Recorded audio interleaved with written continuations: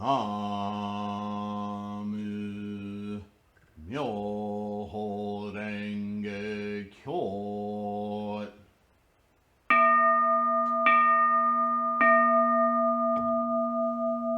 Namu Myoho Renge Kyo.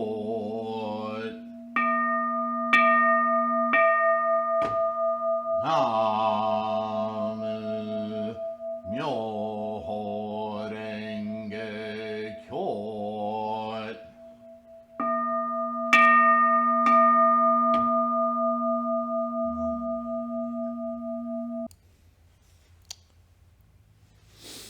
Namo Myoho Renge Kyo. Thank you for being here. Hi, friends. Please don't forget to like and subscribe to this channel. You can hit the notification bell if you like to be reminded whenever I post a new episode, almost daily, right? But I mean, the essential thing is that you like and subscribe. Subscribing does a bit of our Bodhisattva work. It makes us show up in the algorithm a little bit more for other folks to find our Sangha, yeah? So thank you for doing that. Also, big thanks to all our patrons, those of you who can subsist this effort. It is costly to do this YouTube thing at any level, and I would like to ameliorate it and make improvements as I can. But hey, we're here, we're doing it, and I'm proud of all of you for maintaining your practice, studying, and just practice in general. Just keep doing it day to day. Results are coming, either immediately or over time. You'll notice over an arc of time, things have changed that you weren't even aware of. This practice can sneak up on you. And that's actually quite exciting and inspiring, right? Keeps us going. It's kind of like, I don't know, so many things, right? When you're wanting to be a software developer or a track and field athlete or whatever, there are those moments where you get through the initial pains and you find, wow, I really am changing as a person, as a human being. And then you hit plateaus where it's like, oh, I got to do this. And if you miss it for a few days, you really miss it, because when you get back to it, you go, wow, I can't take that long of a break again. And then over time, you go, man, I've really developed into something I didn't know I could develop, because you keep it going over a longer period of time. Buddhist practice is exactly like that. It's training the mind. Yeah. This is something we human beings have known about for thousands of years. Martial arts, for instance, or any sport, but martial arts really focuses on that duality of body and mind, more so on the mind than the body. One begets the other. However, over the centuries, and certainly in European and in the United States and North America, and even all the way down to Brazilian Jiu-Jitsu, the focus is very much on the physical aspect. But martial arts is never just that.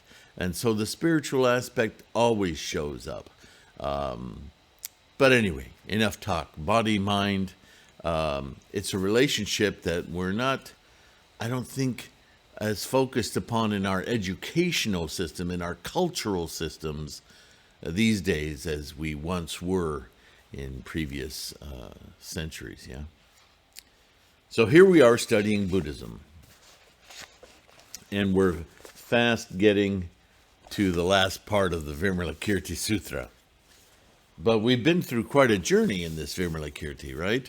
We've understood or figured out that Vimalakirti is a stand-in for Shakyamuni. Shakyamuni, as is often the case, not always, but in his expedient means, in his many writings, the 84,000 writings of Buddhism, right? He resorts to this, okay, I'm just a man, so you may not be open or receptive to me telling you these truths, so I will explore these truths, come on mouth, via these personages, whether they are other Buddhas or Bodhisattvas, or in this case, a Bodhisattva, but a layman, Vimalakirti, who admittedly lives with a certain degree of fortune. He's not destitute.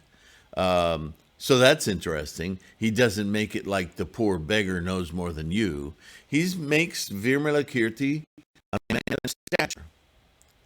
But his stature quickly overtakes his samsaric stature, wealthy, well-lived, so smart, all that, and becomes a stature much more based on his depth of knowledge of the Dharma, the Buddhist worldview, and the teachings that lead to that depth of understanding, yeah?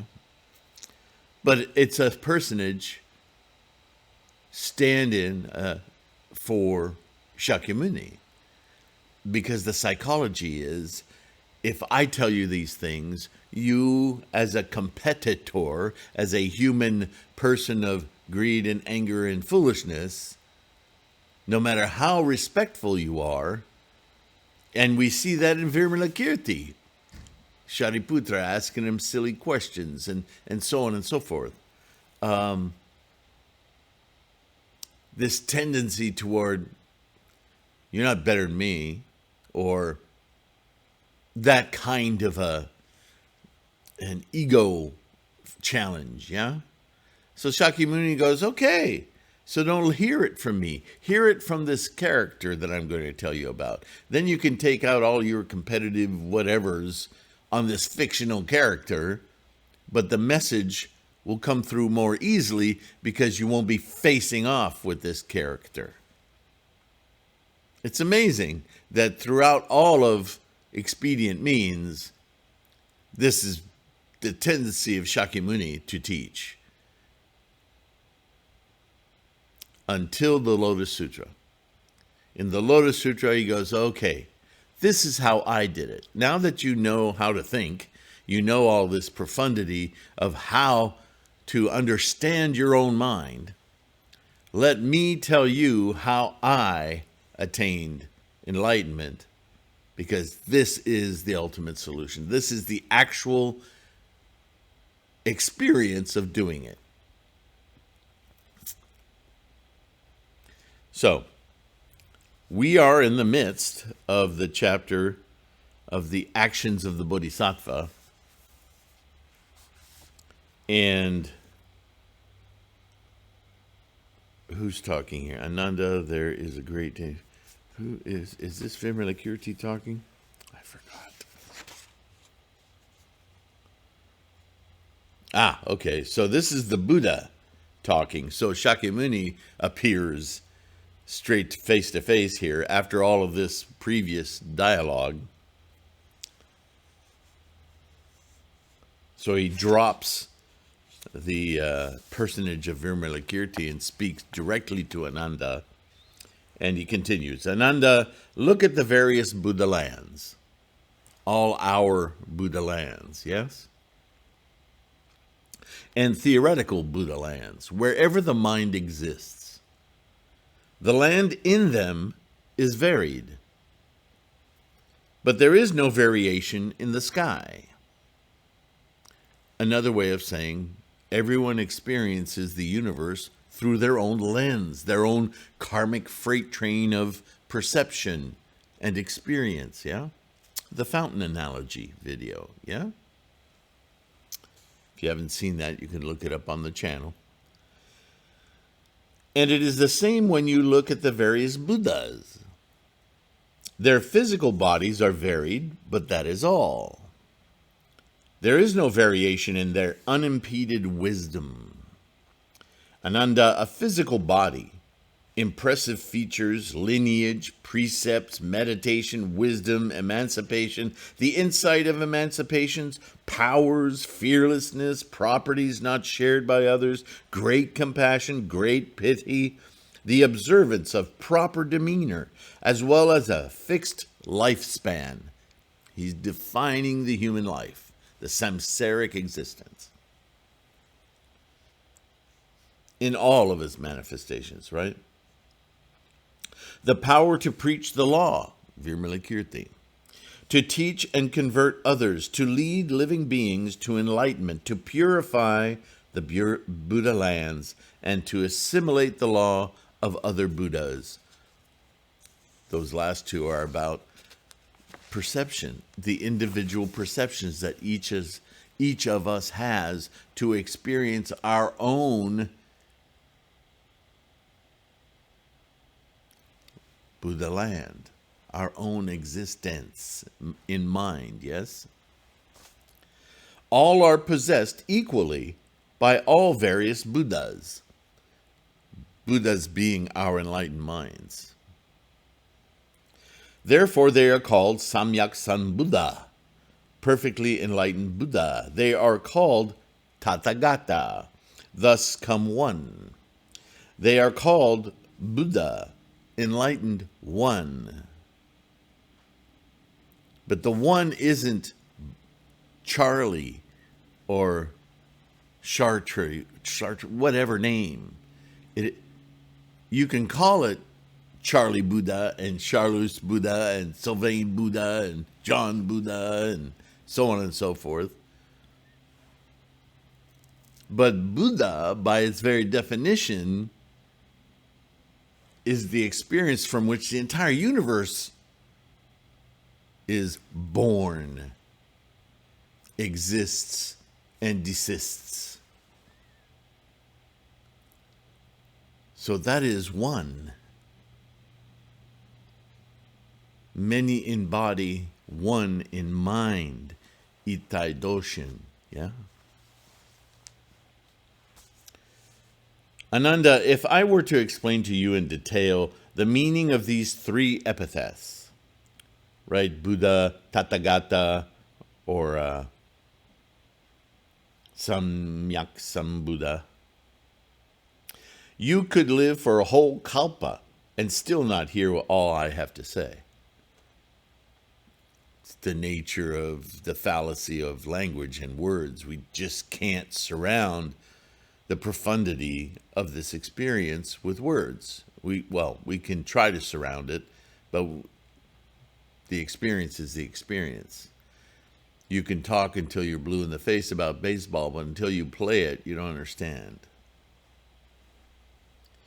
Even if all living beings in the 1,000-millfold world were like you, Ananda, who are foremost in hearing the teachings and concentrating on and retaining all you have heard, Shravaka, world of learning, and they were to live for a whole kalpa, they could not hear it all.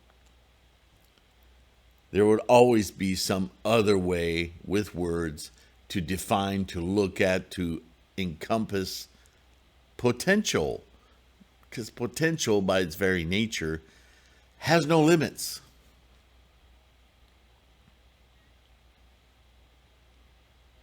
So it is, Ananda, the Anuttara Samyak Sambodhai of the Buddhas is beyond fathoming, and their wisdom and eloquence defy comprehension.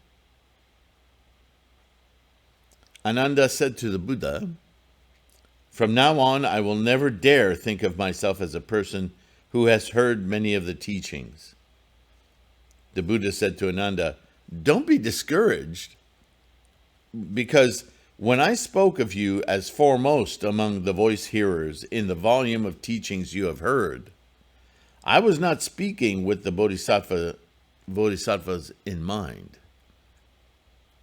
So do not take the matter to heart, Ananda. No wise person should try to estimate the abilities of bodhisattvas. All the deepest places in the sea can still be fathomed, but The meditation, wisdom, power to retain the teachings, eloquence, and all the various merits of a bodhisattvas are immeasurable because they're constantly, moment to moment, constantly refreshing, accruing, modifying, eschewing. It's a process. Life is not static.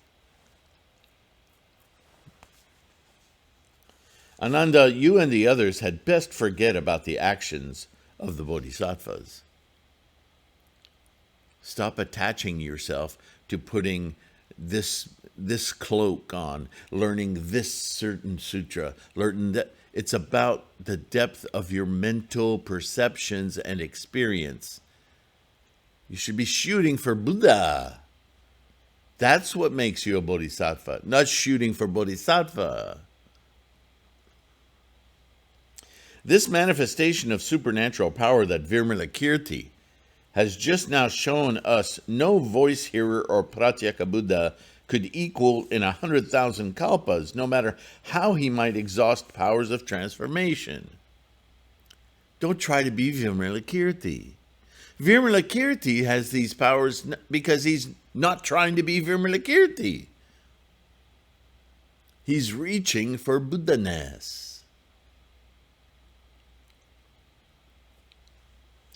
Then the bodhisattvas who had come from the world's many fragrances, remember where the rice came from, pressed their palms together and addressed the Buddha, saying, "World-honored one, when we first saw this land, we thought of it as base and inferior." Yeah, coming from a land where everything was fragrant and everyone was bodhisattva or better. A mental exercise, yeah. But now we regret having our error and have put such thoughts out of our mind. This is the whole thing about Buddha lands versus everything else. It's a cognition, it's a mental perception, it's a judgment in mind. It's a constructed thing. Because one sees something in a particular way, one must realize that that particular way is particular to you and not a reflection of what you're perceiving. This is a key point. This is Buddhism.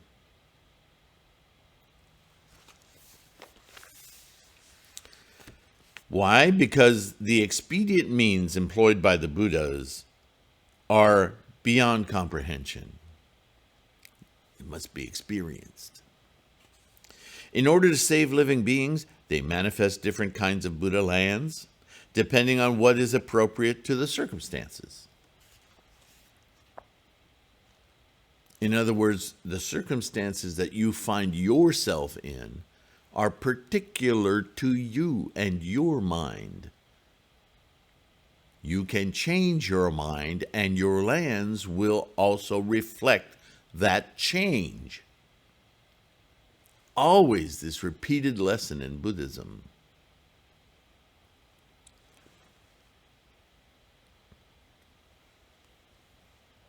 Very well then, world-honored one. We would like you to bestow a little of your teachings on us so that when we return to our own land, we will have something to remember the thus come one by.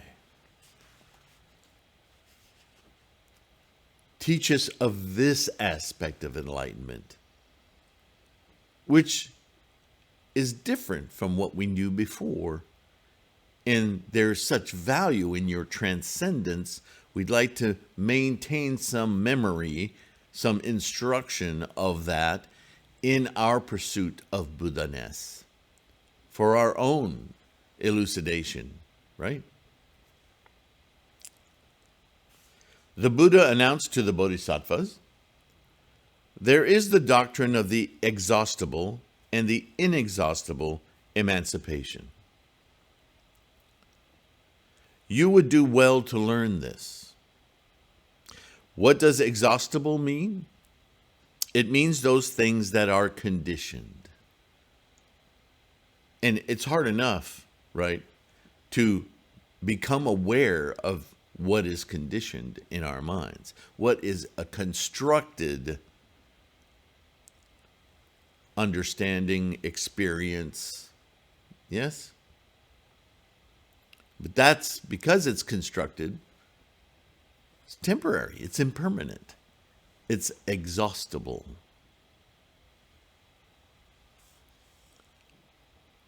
It means those things that are conditioned. What does inexhaustible mean then? Because it would appear everything is exhaustible. So what is inexhaustible? It means those things that are unconditioned. That's harder to perceive, isn't it? What is it that is inexhaustible? The process, perhaps? The process itself? What I keep trying to define as Buddha-ness, that's inexhaustible, because potential is inexhaustible. Potential has no form.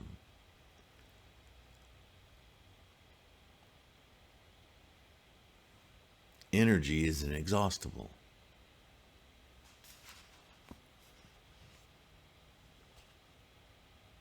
But beings such as the Bodhisattvas do not exhaust or have done with the conditioned, nor do they dwell in the unconditioned. So this comes back to that grounding thing about Buddhism. Coursing through this conditioned samsaric life, this universe, with a firm reaching out to Buddha-ness, the unconditioned, we can course through this conditioned world as bodhisattvas, inspirations, leaders, assistants, a way of perception to our environs, others, and ourselves, to measure our land, our experience, from unconditioned experience, to liberate ourselves from what we're mired in, conditions, attachments, entanglements. All right, Chloe. Try breathing through your mouth, sweetie. Poor little dog.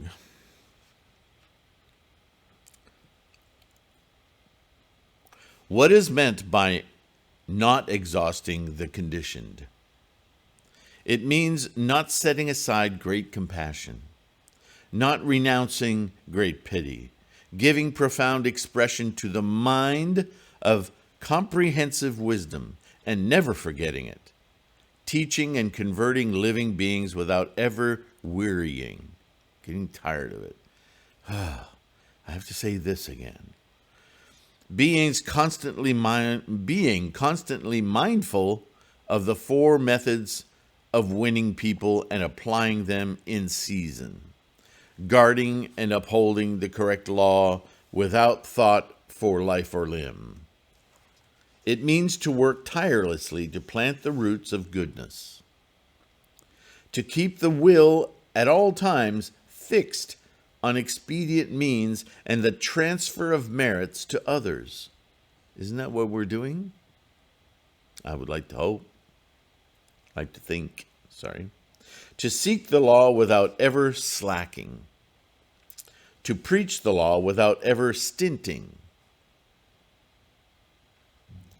It means diligently making offerings to the Buddhas, purposely entering the realm of birth and death with no feelings of fear, facing all types of honor or disgrace without thought of sadness or joy, not looking with contempt on those who have yet to learn, and respecting the learned as though they were the Buddha himself.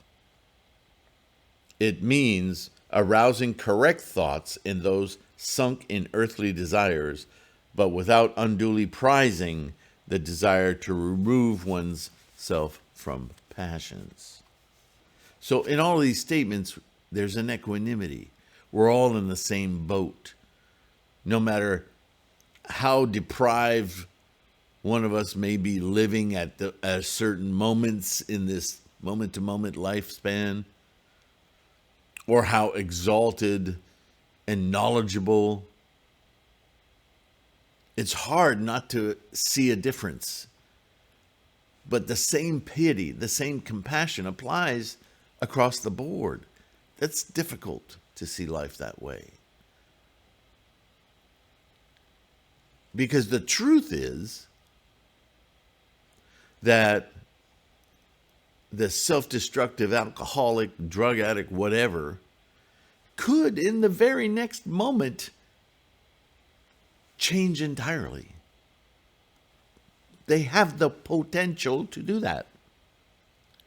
And the exalted, learned Bodhisattva, remember 3,000 realms in a single thought moment, that Bodhisattva could become a very depraved, angry, self-destructive person. Just one thing. Don't believe me? You ever been in a car accident? Yeah? You ever had a friend pass away? Think of major traumas in your life and think, how quickly did your entire world change?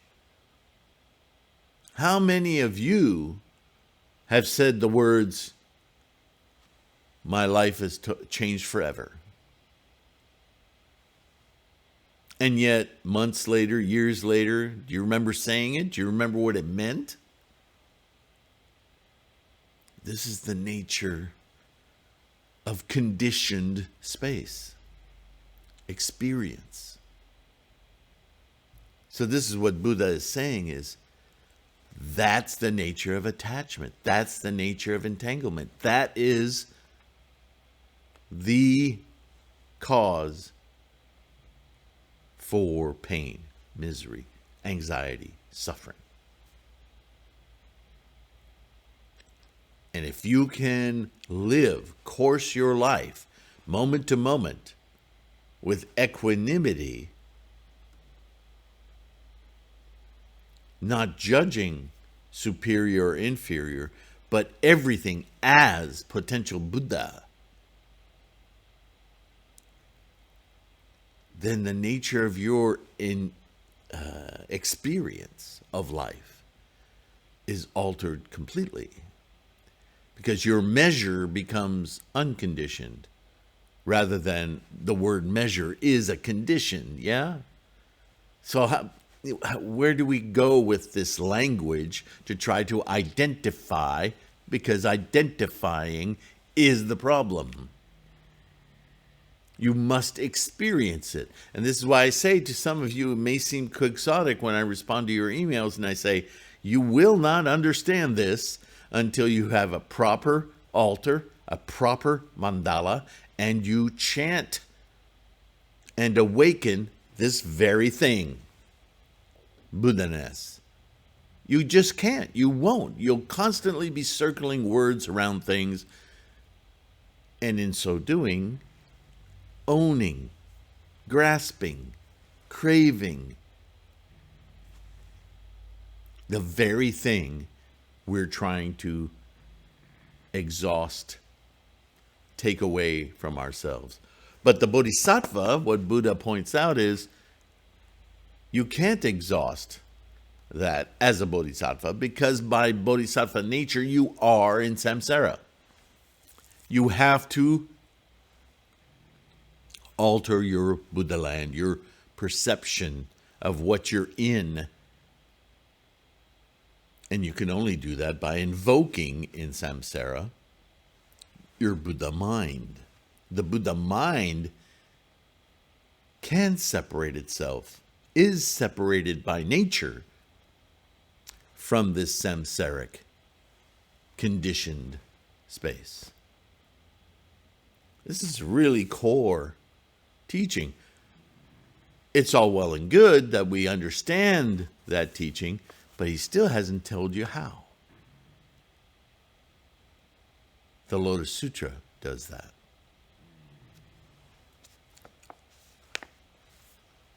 Let's continue. Oh, yeah, we got plenty more time. You can go away. All right. So he continues.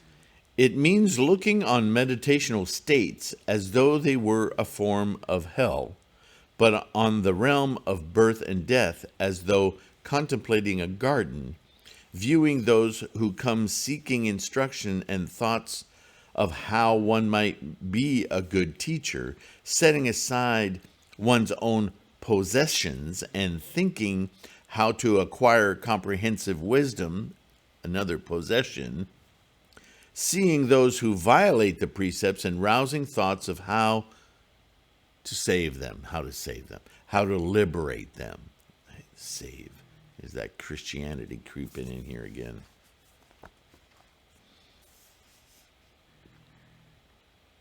So he's describing the mindset of a bodhisattva. Yes, you're human. Yes, you're a conditioned thing, but your mind doesn't have to be. That's our tendency. We take our mind and we drag it through samsara. We have plenty of evidence for samsara, don't we?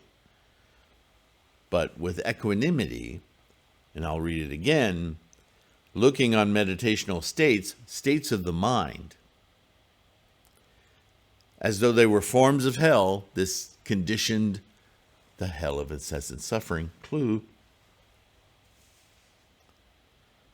But on the realm of birth and death, moment to moment to moment to moment, as though contemplating a garden, right? Sprouting different weeds, grass, tomatoes. What can you grow from a garden? This is a growing space, this conditioned samsaric space. It's a place of birth and death, birth and death, birth and death, growing, instantiating, manifesting from seeds. So what if we plant a seed of Buddhahood? Will it grow? Boy, she's really struggling with her breathing today. Viewing those who come seeking instructions with thoughts of how one may be a good teacher. How can I fertilize this soil? How can I make this garden grow more easily, more efficiently, more abundantly? Setting aside one's own possessions and thinking how to acquire comprehensive wisdom, seeing those who violate the precepts and rousing thoughts of how to save them. Weeding the garden. How do I become a better teacher? How do I get out of the way? That's very often the case. We try too hard sometimes to convince people of Buddha, when in reality we should pull back. At times, we need to let people discover for themselves. This is the power of enlightenment, right? No matter how much I yell at or rub the light bulb in the attic, it's not until I click the switch and let electricity go through the bulb on its own to warm up that filament to create light. Let the bulb work.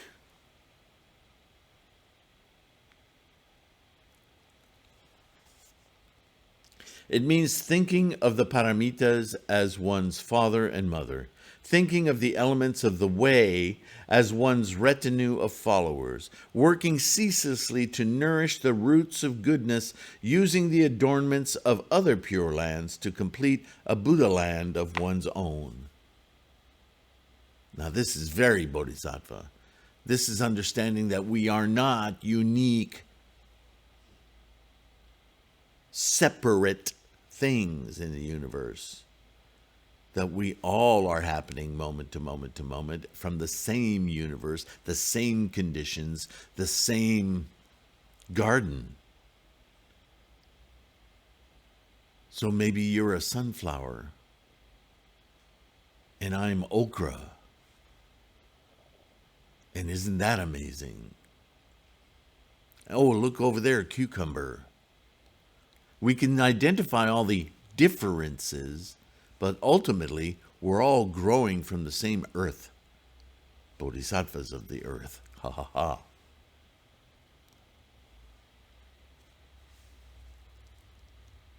Practicing unbounded charity and thereby acquiring auspicious physical characteristics, putting aside all evil and purifying the body, mouth, mind, dwelling in the realm of birth and death for countless kalpas, ever valiant in mind, listening to the immeasurable virtues of the Buddha, one determination never flagging. There it is again, our resolve. Always chant with that resolve.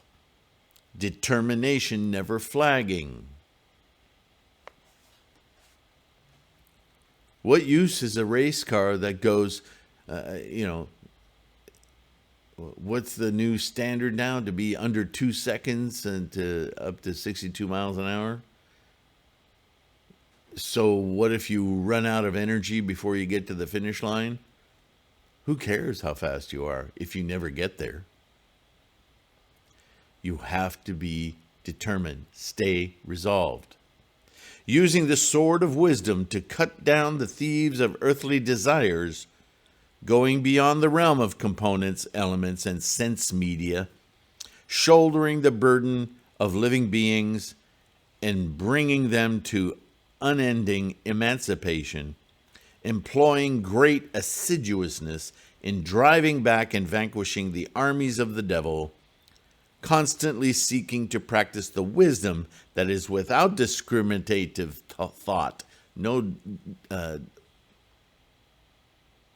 differentiation, equanimity, the true aspect of reality. With regard to worldly things, lessening desires, knowing what is enough. With regard to unworldly things, tirelessly seeking them, and yet not rejecting the things of the world. We're not trying to annihilate anything. Listen to those words, nihilists. It is in this very thingness, the garden, where we grow. Don't begrudge the garden. Just experience it anew, from a new vantage point. It means never breaking the rules of proper demeanor, yet being able to accommodate to worldly ways, calling up transcendental powers and wisdom and using them to guide living beings, acquiring concentration and retention of memory so that no one ever forgets that what one has heard, and being able to distinguish the different capacities of people correctly and freeing them from doubt. It's a tall order, isn't it? Have you ever read such a comprehensive definition? We could spend a whole video just on each of these paragraphs, yeah?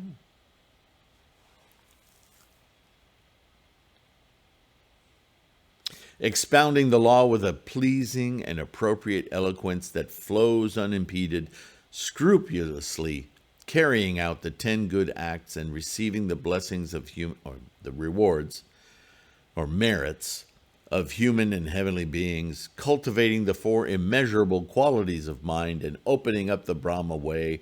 I realize I'm running right past some. What is that? What are the 4 ways?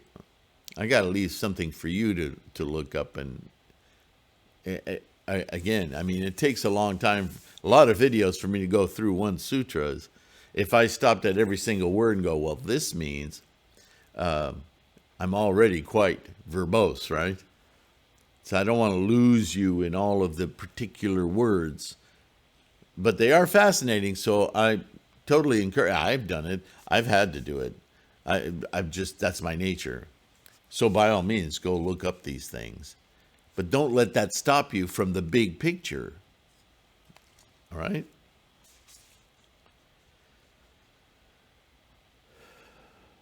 cultivating the four immeasurable qualities of mind and opening up the Brahma way, earnestly requesting to hear the preachings of the law and receiving it with joy and commendation, acquiring the voice of the Buddha and the excellence of his body, mouth, and mind.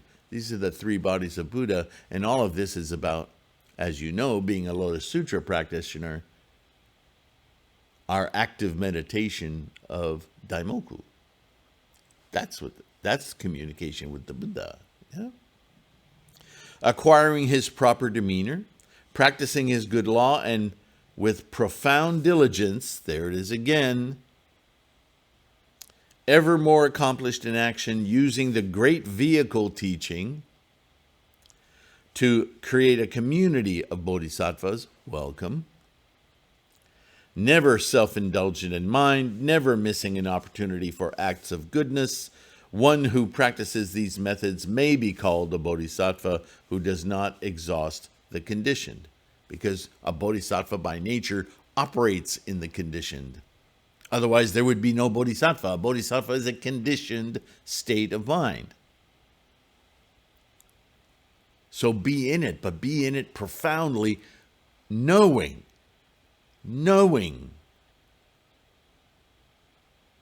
the true nature of 3,000 moments in a single thought moment, of the ongoing instantiations, manifestations of potential. That's what we are. What is meant by saying the Bodhisattva does not dwell in the unconditioned? It means that one studies and practices the teachings on emptiness, but does not take emptiness to be enlightenment. Zen, are you listening? Enlightenment isn't in the void. Enlightenment is in the experience of life. Clearly understood, clearly appreciated. Not the void. The void is a concept to help you understand that adherence and possession is a foolish act. It precipitates stress, anxiety. That's the teaching of Buddhism. I'll read it again. What is meant by saying that the Bodhisattva does not dwell in the unconditioned? It means that one studies and practices the teaching on emptiness, but does not take emptiness to be enlightenment. One studies and practices the teachings on non-form and non-action, but does not take non-form and non-action to be enlightenment. These are teachings to help you liberate the mind from the conditioned. One studies the practices and teachings on non-arousal of causes, but does not take non-arousal to be enlightenment. So much for those who think that the quiet, little reserved little monk, oh, he must be enlightened. No, that's just a deportment of a human being and a choice that human being is making. We already read before how Bodhisattva can seem really stern and out of character because the Bodhisattva is coursing in the world of conditions. It may take someone with a passionate delivery of words, who am I talking about, in order to communicate effectively. I know my communication style won't communicate effectively to every of the billions of persons on this planet. But to those of you who appreciate my passion and my elucidation of my own insights in these teachings, welcome. Thank you for being here. I appreciate you guys because this is who I am. I don't pretend to be anything else. And we all gravitate to one another sooner or later because of our pursuit, not because of the way we see the fountain. Found an analogy video again. One views things as impermanent, but does not neglect to cultivate the roots of goodness. I know the garden is temporary, but that doesn't mean I don't spend time nurturing it and cultivating it so I can get wonderful tomatoes. It's stating such obvious things, and yet we humans, we can seize upon mystical ideas constantly, seizing upon. Just be reasonable. Be rational. Again, this is the core of Buddhist teaching. It's an earthly practice. One views the world as marked by suffering, but does not hate to be born and die in it. One sees that there is no permanent ego, but is tireless in instructing others. Not from ego, from wanting to assist. One sees that there is such a thing as tranquil extinction, but does not dwell in extinction for long. When we chant, we open our Buddha mind. We experience the tranquil extinction of time and all the stuff of samsara. But we don't become zombies in front of our Butsudan and go, I've let go of everything. No, you're a Bodhisattva. You're living a life in samsara. It's magnificent. Show it. Share it. Keep coming back to your fountain of knowledge, your Buddha wisdom, of course. But you're here, and you're here to experience that Buddha mind and share it and spawn it and plant the seeds of and nurture the garden. One views the world as something to be cast off, withdrawn from, yet the body and mind one practices goodness. One sees there is no destination, yet one makes the good law one's destination. Namo Myo Renge Kyo. One sees there is no birth, yet one takes on the form of birth in order to share the burdens of others. Time, moment to moment. We know we're in this freight train of karma, instantiating moment to moment. We don't want to stop instantiating. What good are we then? What positive force can we have on the universe if we just disappear? It's over. One sees that outflows of passions should be cut off, yet one does not cut them off because they're tools of communication, of bodhisattva, of compassion. What is compassion without the compassionate one? It evaporates, right? One sees that there is nothing to be practiced, yet one practices the law in order to teach and convert living beings. One embraces the view of emptiness and nothingness, yet does not discard one's great pity. One embraces the view that the correct law, nirvana, can be attained, yet one does not follow lesser vehicle doctrines in this manner, because lesser vehicle doctrines, like Hinayana, leave you constantly pursuing this detachment, this emptiness, and they miss the point. Being in that emptiness isn't the point. Realizing that emptiness is everything liberates you from the possession and stress and anxiety of samsara. That's the point.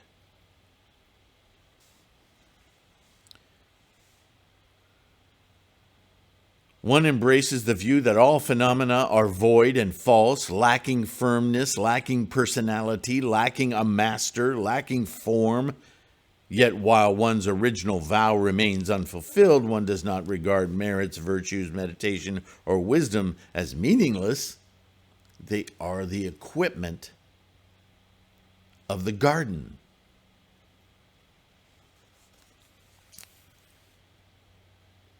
When one practices these methods, one may be called a bodhisattva who does not dwell in the unconditioned. At that time, those bodhisattvas, having heard the explanation of this teaching, were all filled with great delight. Selecting from among the many wonderful flowers, those of various colors and various fragrances, they scattered them throughout the whole 1,000-milfold world.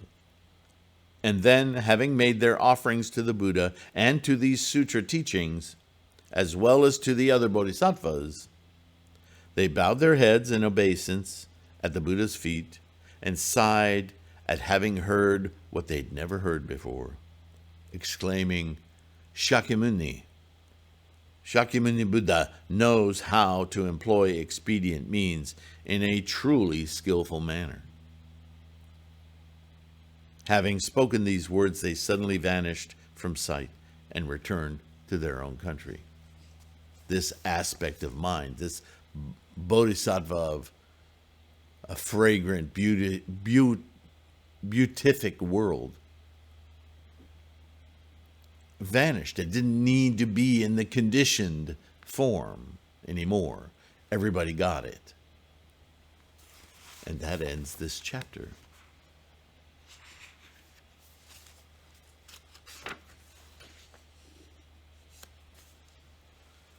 Okay, once again, expedient means the next chapter, Shakyamuni is going to use a surrogate to teach. And that chapter is called Seeing Akshobhya Buddha. I'm curious to see how this goes. I really am excited that you will be joining me for that chapter as we continue the Vimalakirti. In the meantime, lots to consider. Yeah, I mean this sutra is just, it's packed. It's a relatively short sutra, but it's not short on its teachings. And as I remind you, Shakyamuni's Lotus Sutra practice methodology of self-enlightenment, you and I are in a unique position to read this sutra from, I know where this is going. I know what this is meant to be. This is a teaching to those who don't understand yet, but it's all there. And it's really crafted in a very profound and conditioned way. So what a great tool for our coursing as bodhisattvas in this world, yeah? In this garden. Namo Myoho Renge Kyo. Thank you for being here, for listening, for liking and subscribing. Don't forget all the links on here to the bookstore and the Patreon page, and there's no requisite on the Patreon page to be a member, just to be there and see the videos. All these videos, I post them on Patreon. But it's a great engine for you to do donations, whether it's one time or recurring, yeah? So that's why Patreon. It's also something outside of YouTube, but it's still connected to YouTube. So it's basically a support engine.